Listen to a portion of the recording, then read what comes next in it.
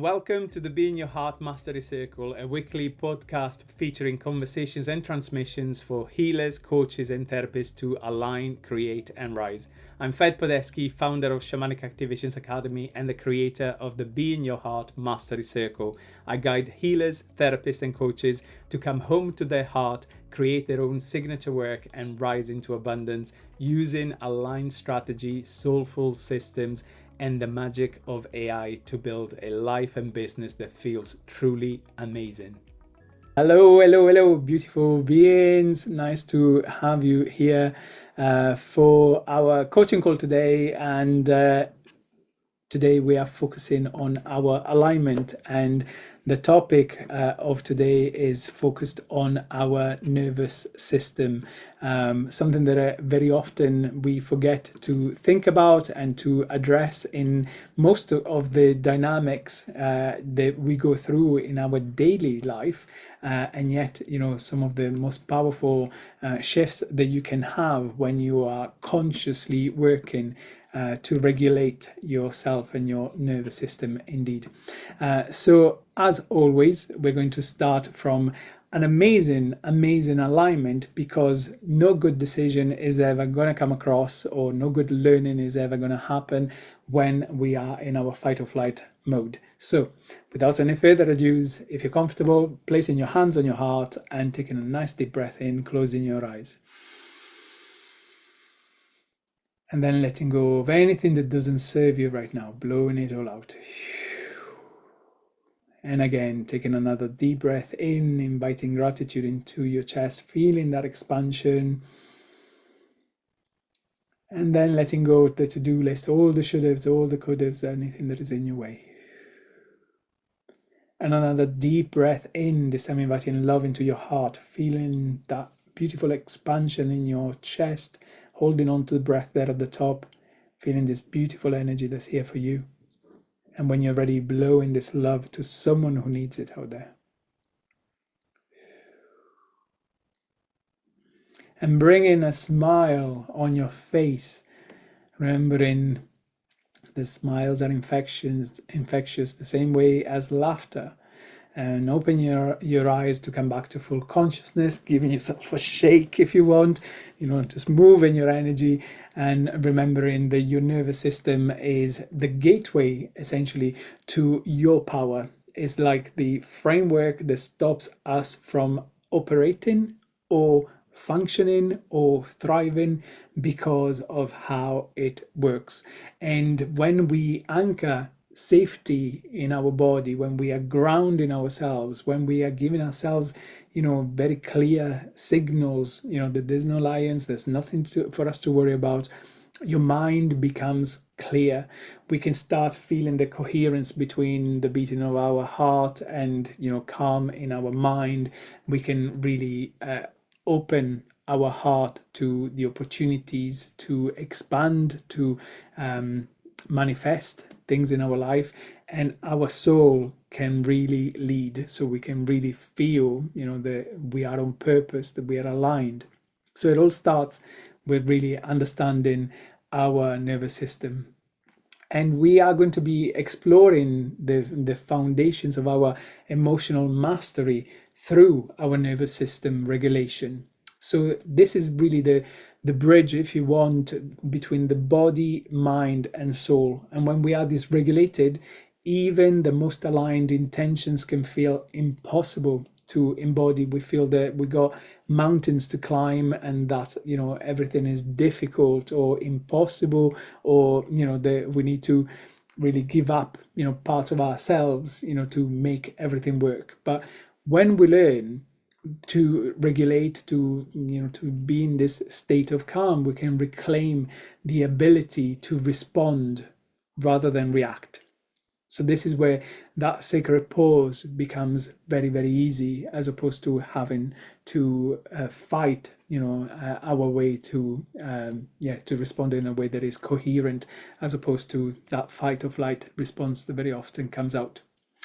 So we're going to start by understanding the nervous system and the science, as well as the spirit side of it.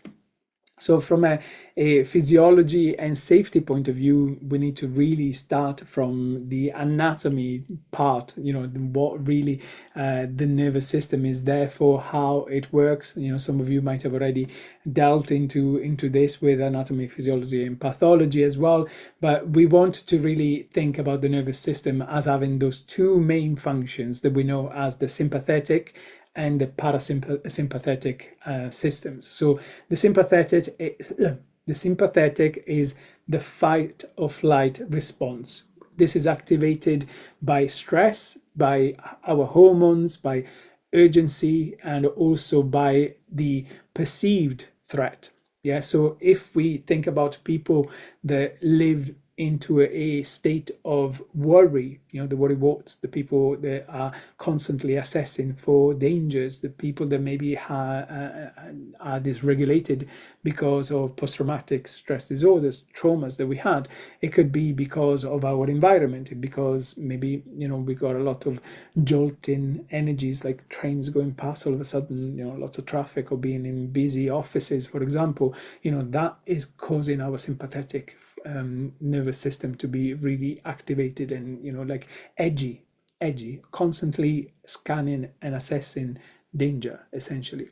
Whereas the parasympathetic system is where we are relaxed. So this is where the nervous system is focused on resting, on our digestion, and also connection.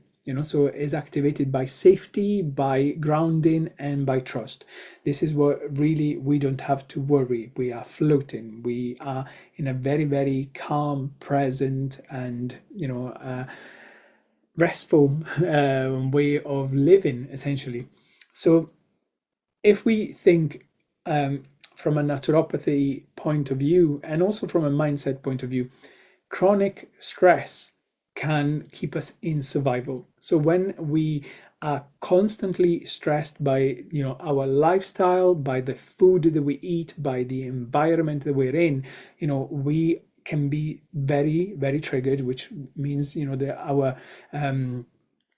sympathetic system is constantly firing and reacting to things. So our decision making gap, so the opportunity to actually respond to something is very narrow, because the brain and the nervous system are working together to assess constantly, oh, do I need to think about this or that or this or that or this or that?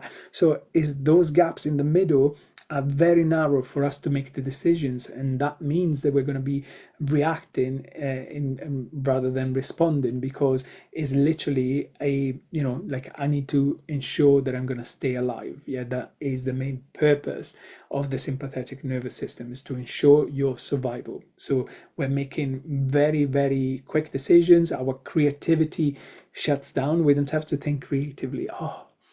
How could I escape from being eaten by this lion? Should I bring out a paintbrush, or should I try and give it some flowers? That ain't happening. Because our brain is like, I need to run as fast as I can. So there's no creativity.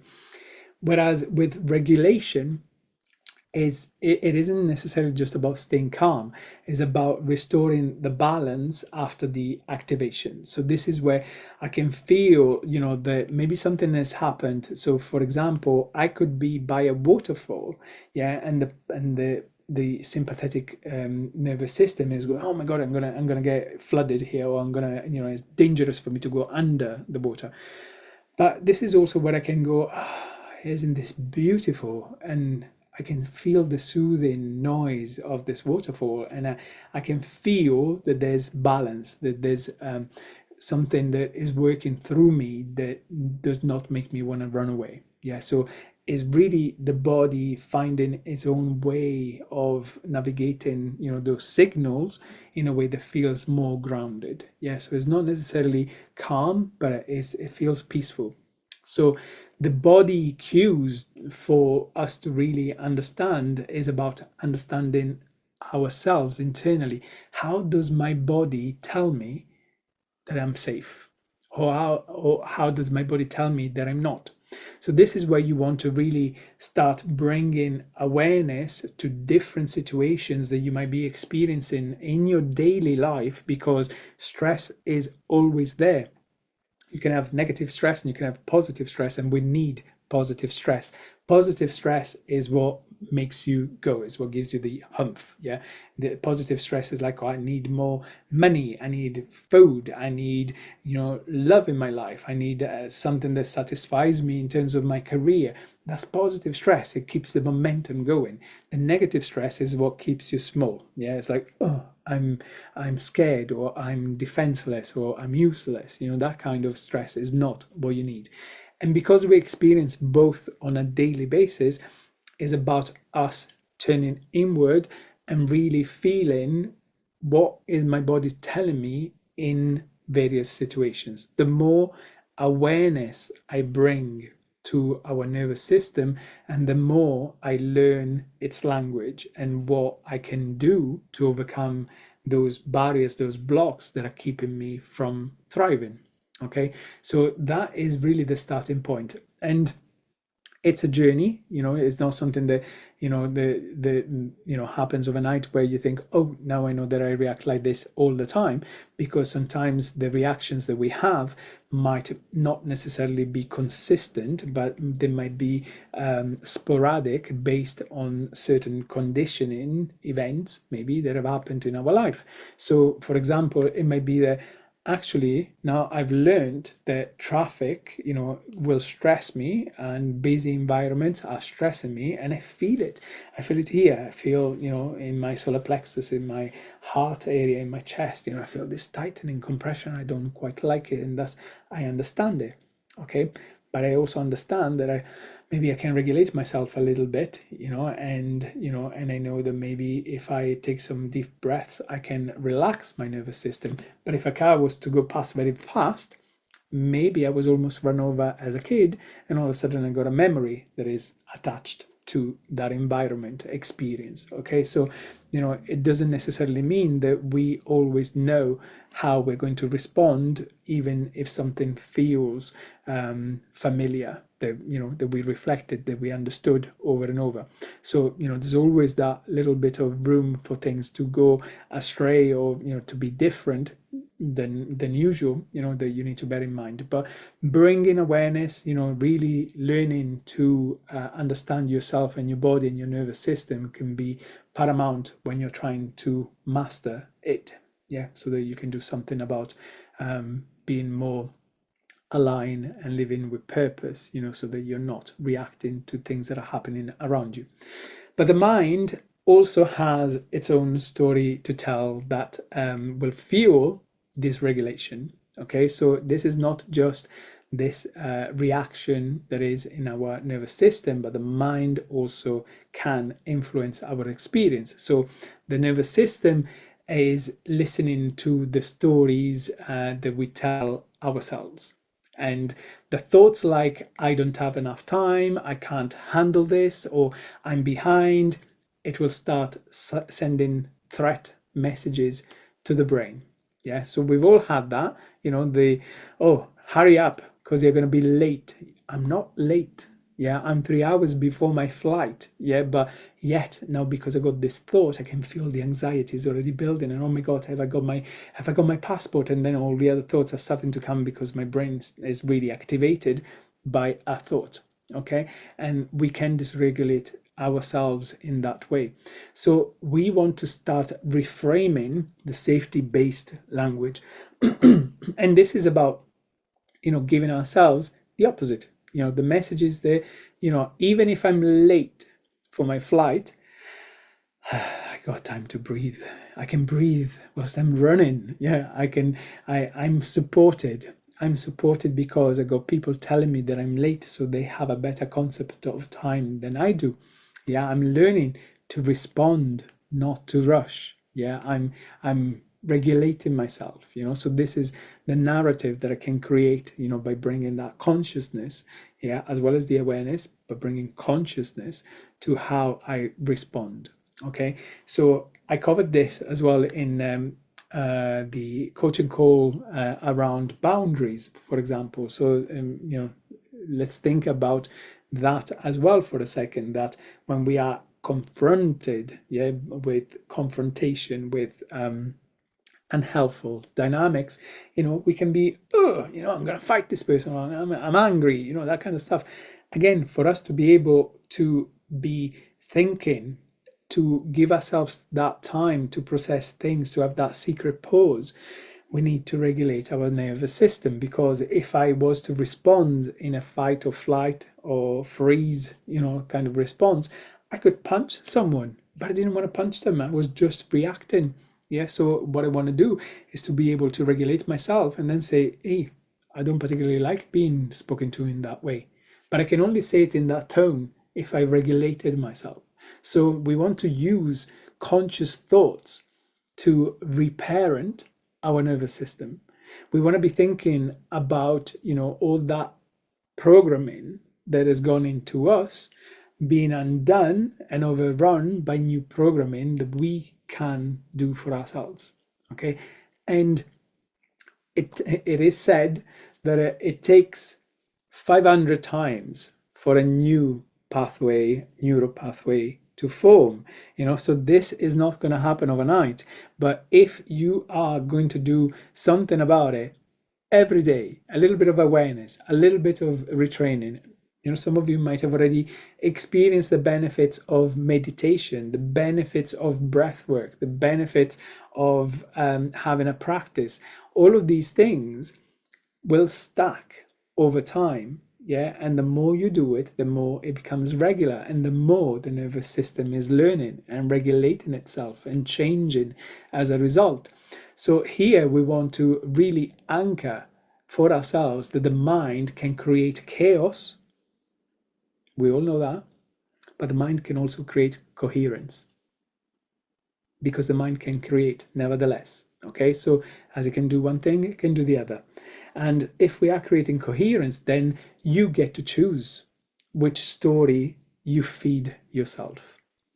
Every coin has two sides. Yeah, so every story has a positive and a negative, and it is all down to your point of view, from which way you're looking at it. Yeah, so we want to really start thinking of that. Remember, I always do the beautiful anchoring, of everything pleasant that I feel.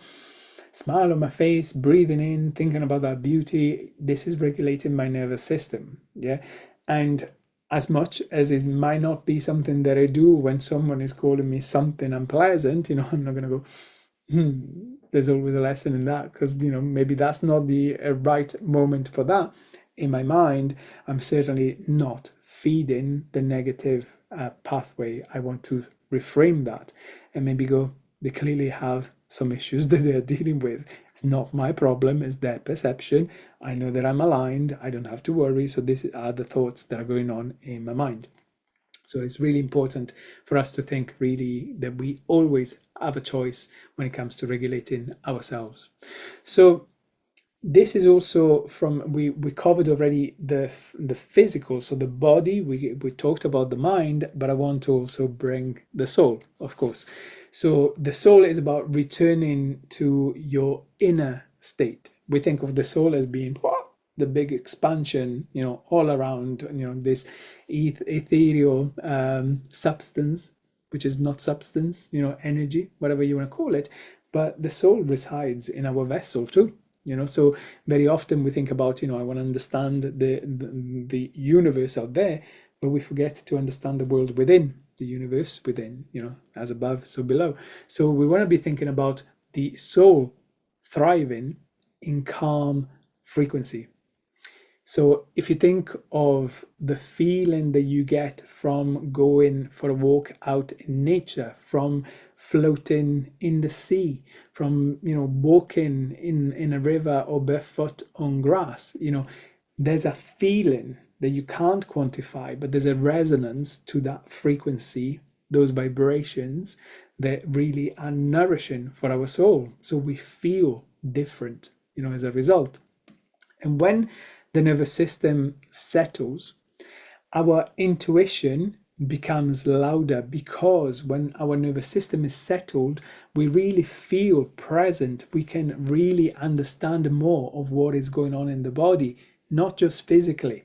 Yeah, we understand where those emotions are stored, where those feelings are coming from, the gut feeling, yeah, the reaction, the goosebumps, yeah.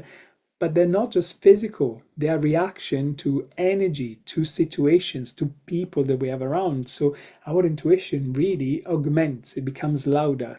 We spot more the synchronicities. Yeah, we think, oh, they've returned, they were always there. It's just that now we're giving ourselves the space to observe them, to recognize them. Yeah. And this is where we are more guided in flow. Yeah. We feel like, there's beauty. I was guided to this place because I knew that I would find myself, that I would feel at ease here because I'm within. I'm not worried about what is outside. Okay, so I got the time to learn and understand what's important to me. And this is the very concept of regulation that is equal to spiritual alignment. Yeah, because I'm not influenced by anything, but I'm sovereign. Yeah, I'm sovereign of what I'm experiencing. So you can't really, access higher wisdom when your energy is in survival mode. Yeah, you can't think, what's the message from my ancestors? What's that spirit guide telling me when you're running away for your life or wanting to fight someone? Safety is the portal to soul connection. Yeah, when I feel safe, when I can rest, when I'm tuning in, yeah, that is where I really, really can connect to the world of spirit, because I don't have anything else to worry about. I'm open. I'm opening myself to receiving, open heart, open mind. Yeah, beautiful. So again, something for you to anchor in at this point is that your calm state is your most magnetic vibration. For you to regulate yourself at every instance of your life, of your day, is to become more magnetic for what you want, because the more you are calm within, the more you can visualize and be intuitive about, and the more you spot the synchronicities that ultimately are going to keep you on your path and get you everything that you need and deserve and worthy of. Let me put that there as well. Okay, so calm state is your the most magnetic vibration that you can have. So let's talk about what are the practices that we can bring in to regulate the body, the mind, and the soul, of course. So we want to do our most likely the thing that I would always suggest to start from is from the physical, literally going from body, mind, and soul in that order. So there's lots of different practices that you can do to regulate your physicality. So you can start by a 15-20 minute heart nervous system coherence practice, which some of you have already tried many of these, and I'm sure you can keep exploring what resonates the most with you. But grounding the body would probably be the starting point, which can be done in lots of different ways, whether it is feeling the weight of your body on the chair, and maybe try that right now. Just feel yourself, feel the heaviness or the lightness or the temperature all around you, activating your senses. Yeah, we are often disregarding and not paying attention to our senses, but what do I smell? What do I taste? What can I feel with my skin? What do I touch? Yeah, what am I hearing? What's the loudest noise? The furthest away noise? Bringing awareness to my being, my senses, can help with grounding. And imagining as well roots, which I often do in the meditation at the beginning, those roots, taking you down into the ground, into the soil, into Mother Earth, with your feet into the earth, part of creation, connection with everything that is around us, Mother Earth holding us. And breath, So breathing softly and deeply, or connected breath practices, can really be beautiful for grounding. And remember that when you exhale longer than the inhale, that is also soothing the nervous system, the vagus nerve in particular. So breathing in for 5 seconds, breathing out for 8 seconds, for example, that can be very, very powerful. So that is the start. So we're starting with the body. Yeah, grounding can also be resting. Yeah, so we can also have restful practices, meditation on the ground. Just also some people do also the physical tension. So tensing every body part and then relaxing every body part, and then you can really feel that relaxation happening, which can feel very soothing but very grounding at the same time. And then we want to stop. We want to not stop. We want to we want to stop the mind. We want to start calming the mind.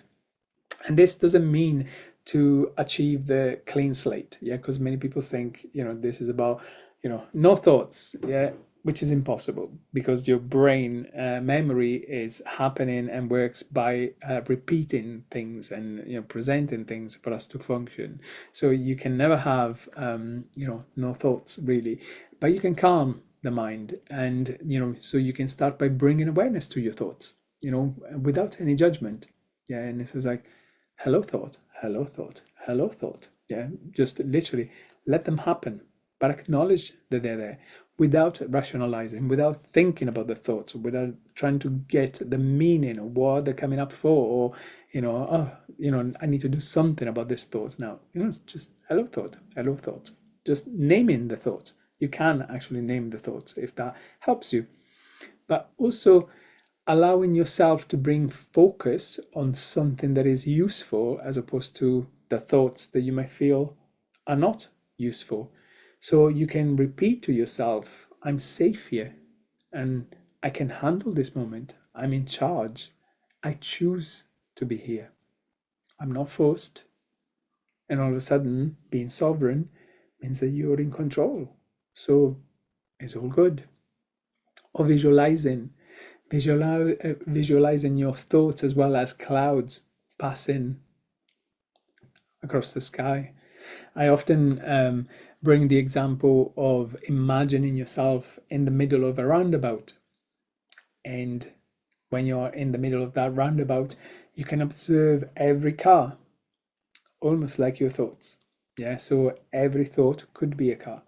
And of course, some cars you will pay more attention to, and you'll watch them going round the roundabout and exiting one of the exits, and then you'll start paying attention to the car that has not indicated, the other one that is cutting up the other car, and all of these. But remember to bring yourself back to the middle of the roundabout. You're the observer. You're not your thoughts. You're not your emotions. So you can bring yourself to the middle of the roundabout where you are in control, and you can just let them all happen. Okay, sometimes it might be an easy flow, sometimes it might be a tornado. Nevertheless, you're still in the eye of the storm, bang in the middle. And finally, we want to be bringing practices for the soul. So we want to be thinking about maybe placing, your hands on your heart, or maybe one on your heart, one on your solar plexus, to really tune in and feel, energy. Sometimes with the breath as well, I may feel into different body parts, as I'm focusing on how that flows, and imagining maybe a soft golden light that is expanding from your heart through your whole body, so literally rippling all the way across. Some people do it with hands in front of them, and imagining a sphere of energy that is growing and getting brighter and bigger and brighter and bigger. And that can be very soothing by imagining this energy is here for you, and you direct this energy, whether you need to bring it within to soothe yourself, or whether you want to push it into your distant future, into a vision that you have. That can be very powerful too, but that is also a way of nourishing your soul. And feeling the gratitude for your body, for your body's intelligence and resilience. Your body carries you everywhere, gives you the opportunity to experience life. to love, to work, to be able to see beautiful people. Body is an incredible, incredible machine when you start understanding every single function, every single organ, every single amazing engineering, that makes us who we are, and really giving ourselves, our soul, our body gratitude for everything that it does for us, and whispering to ourselves, I'm safe, I'm guided, I am supported by my ancestors, by my lineage, by my spirit guides. I can really feel them around me, and I feel a sense of peace, so that is nourishing to the soul. You can do this in many ways, maybe other ways that resonate for you more. Some people, feel even more connection for the soul when they're out in nature, for example. So it's about experimenting, but remember that this nervous system reset and mastery has to bring in your body, your mind, and your soul. So whatever practice you bring in to your life to learn and to master, how to navigate the ebbs and flows of your nervous system is really, really powerful, and probably one of the best practices that you can have in self mastery and in manifestation. So as an integration for you to take away, to maybe reflect on, as you have maybe already experienced some of these things, maybe you'll continue with different explorations, but you want to really think about what you're doing here in terms of regulation in real life. So what are those things to think about, about the journey and the journey of regulation? And I'm saying journey because I was thinking about journaling as well. So maybe some questions for you to ponder. Where in my life or business do I most often react instead of responding? Is it my partner? I'll probably make you giggle. Is it, to specific situations? Is it specific environments? Is it my kids? Is it the lack of money? When I lose money? When a bill hits? When do I react instead of responding? Or what situations or people tend to trigger this regulation for me? Is this specific individuals? I can give you an example here, nothing to do with anything real, but I actually dreamt one of those people that triggers me last night. And all day, I've been dysregulated because that dream brought up a lot of traumas, a lot of stuff. So, whilst I can do the work to regulate myself, boom, comes back. I need to do something else. Boom, comes back. So, like I was saying earlier on, sometimes there's patterns to that as well, for us to learn about. Okay, and what are the three grounding tools, one for the body, for the mind, and for the soul, or rituals maybe, that can help me return to safety? I'm safe. I don't live in my dream. It was just a dream. Yeah, so what are those tools and those rituals that are going to help you return to your own safety? Because you know that you're safe. So whether it's a deep breathing, whether it's the time in nature, the movement, sound, water, stillness, saying no, singing, shaking, anything that makes you feel safe, that brings you back to your core. And how can I begin to lead my clients and relationships, the people that I have around, from this calm space instead of urgency, instead of dysregulation, and said, oh, can you please hurry up? Can you do this for me? Calm myself first.